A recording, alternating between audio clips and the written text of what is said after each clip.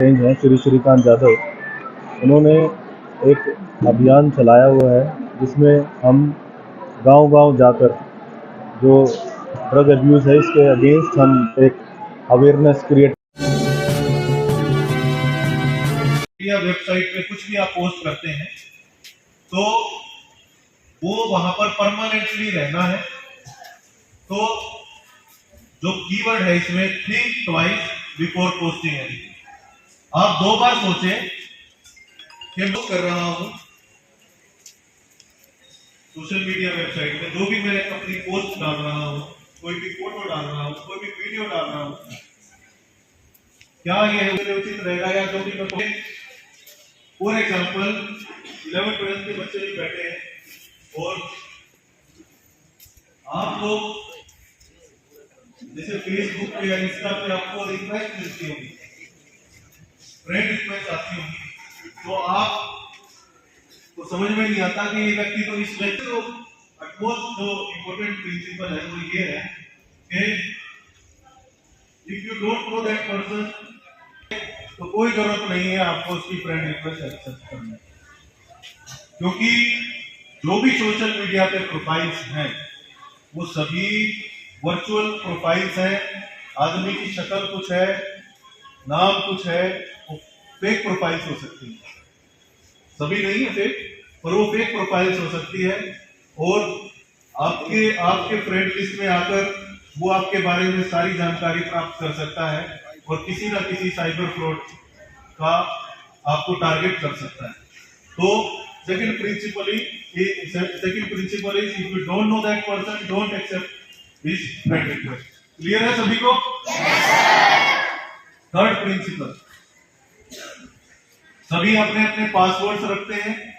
आपकी ईमेल्स हैं सभी की, ईमेल्स में आप पासवर्ड रखते हैं, ऐसे ही सोशल मीडिया पे भी आप पासवर्ड रखते हैं। तो your password it should be alpha numeric, alphabets भी होने चाहिए उसमें और न्यूमेरिक्स भी होने चाहिए, ठीक है? कभी भी आपका पासवर्ड आपका प्लेस ऑफ बर्थ नहीं होना चाहिए। कई बार लोग डालते हैं प्लेस ऑफ बर्थ को ऑप्शन देते हैं, भाई आप क्या आपका क्वेश्चन क्या है जो कि आप रिमेंबर करना चाहते हैं, तो उसमें कहेंगे आपका प्लेस ऑफ बर्थ, आपका डेट ऑफ बर्थ, आपके फादर का नाम, आपके स्कूल का नाम। तो इस प्रकार का कोई भी पासवर्ड आपका नहीं होना चाहिए। पासवर्ड आपका कॉम्प्लेक्स होना चाहिए, it should be alpha numeric, कुछ उसमें अल्फाबेट हो, कुछ उसमें नंबर्स हो, ताकि वो डिफिकल्ट टू क्रैक हो। कोई भी हैकर अगर उसको क्रैक करना चाहे तो उसके लिए बहुत मुश्किल हो, ठीक है? तो ये रही पासवर्ड की बात। चौथा, एक हमारी हेल्पलाइन है 1930। क्या है?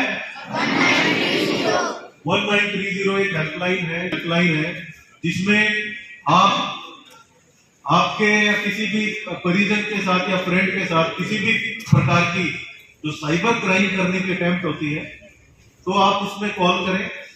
जो हमारे जो असिस्टेंट्स हैं वो आपकी कॉल को अटेंड करेंगे, आपसे पूछेंगे कि आपके साथ किस प्रकार का जो क्राइम हुआ है और accordingly they will take action. तो 1930 में आजकल जो मेनली क्राइम आपने देखा होगा कि आपको मैसेजेस आते हैं, आपके पेरेंट्स को भी मैसेजेस आते हैं कि भाई आपकी लॉटरी लगी है या आपकी कार निकली है, ठीक है? तो ये बेसिकली ये मैसेजेस होते हैं, ल्यूर करने के लिए होते हैं, आपको टारगेट बनाने के लिए होते हैं। और एक आता है कि अपना पिन, तो पिन तो आप जीवन भर के बाद सोच रहे हैं कि पिन तो आपने किसी को अपना देना ही नहीं।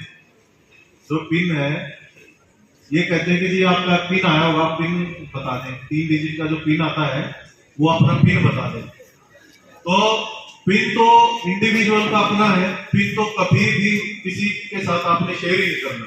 अगर कोई व्यक्ति आपसे पिन मांग रहा है तो सतर्क हो जाए कि ये साइबर फ्रॉडस्टर है और आपके साथ ये साइबर फ्रॉड करना चाहता है।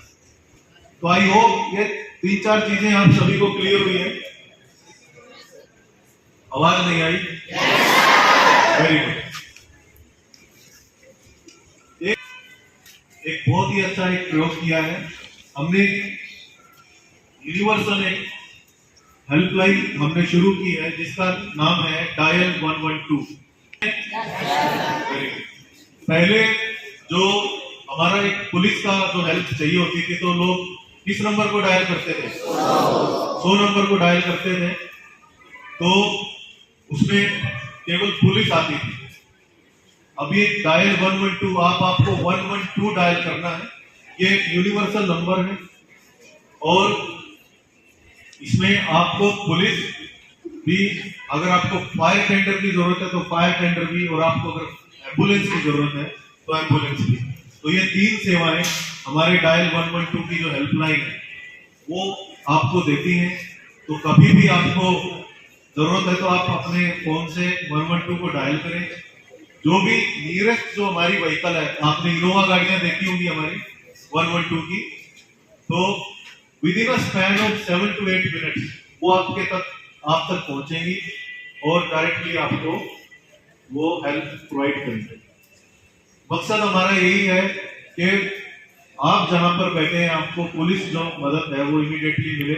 आप 112 को डायल करें, इमीडिएटली आपके पास वो गांव में आपसी भाईचारे का माहौल बनाए रखना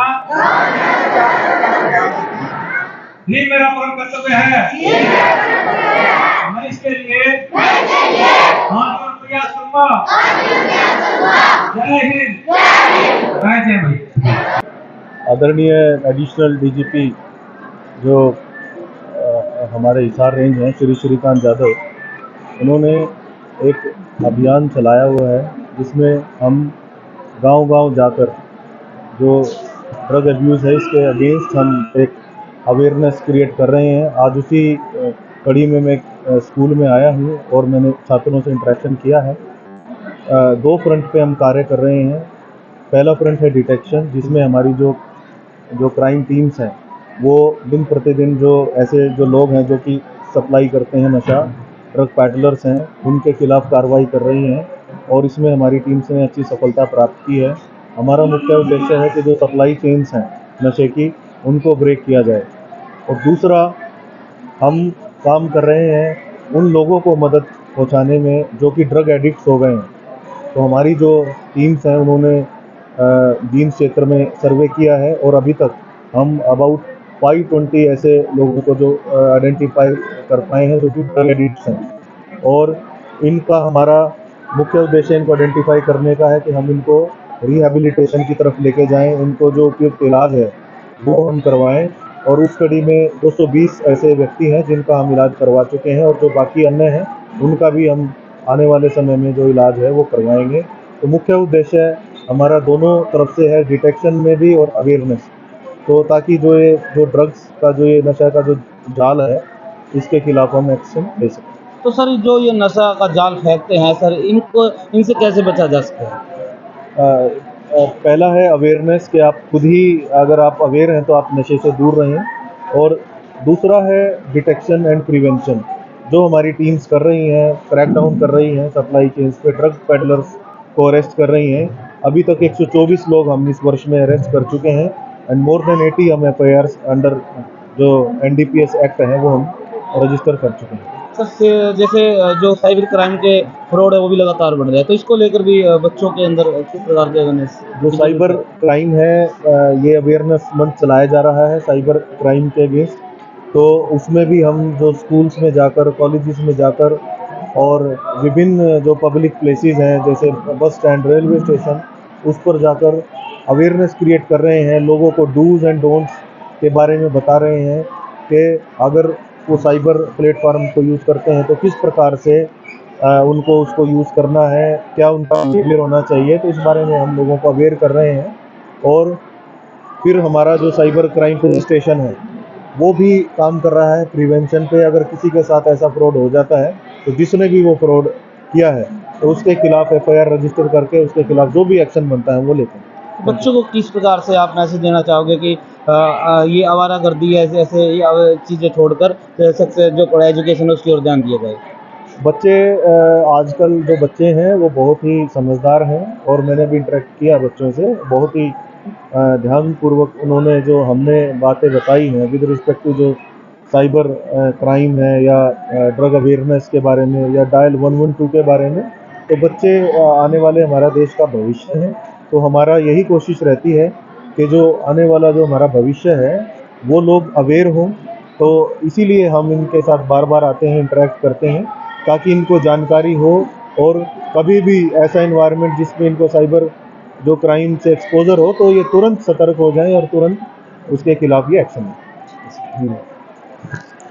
डीएसपी अमित भाटिया जी आज पहुंचे थे सरकारी गवर्नमेंट स्कूल के अंदर, जहां पर बच्चों को नशा को लेकर एक अभियान चलाया। उस अभियान में लगातार अपना हिस्सेदारी देते हुए अमित भाटिया जी लगातार श्रीकांत यादव है जो एडीजीपी है हिसार रेंज के, एचसीएस है अमित भाटिया जी, उन्होंने भी लगातार इस नशा मुक्ति अभियान पर कार्य कर रहे हैं। आपकी क्या कुछ राय है? ज्यादा से ज्यादा खबर को शेयर करें।